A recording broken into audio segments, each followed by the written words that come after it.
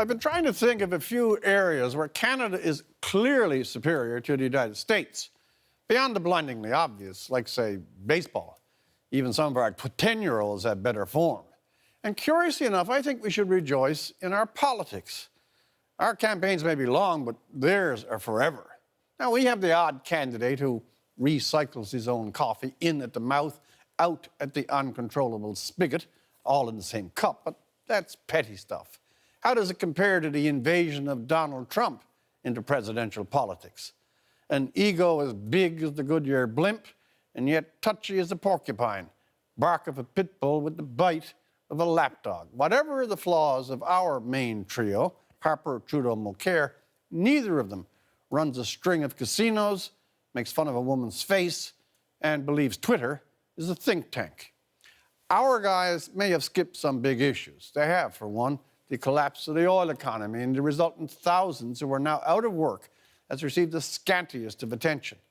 But we're not in some political bogland like Hillary Clinton, who parked all her State Department emails on a home basement server.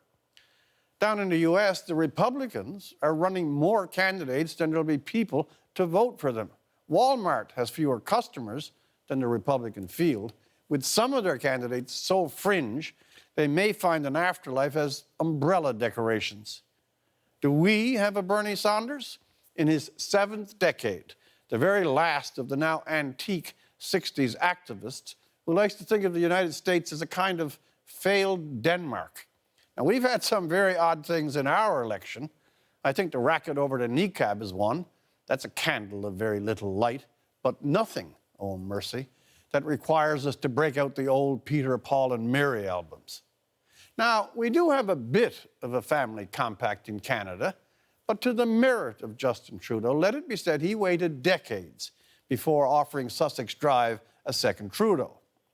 Down south, the Clintons, Bill and Hillary, act like the presidency was in their prenuptial agreement. And while 2 Bushes in the White House could be marked down simply as clutter, 3 is a forest management problem.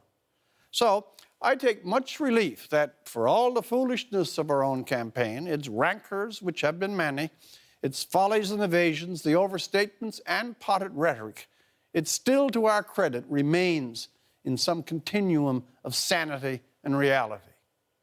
In baseball, then, as in politics, in the old Murray-Westgate line, look to Canada for the best. For The National, I'm Rex Murphy.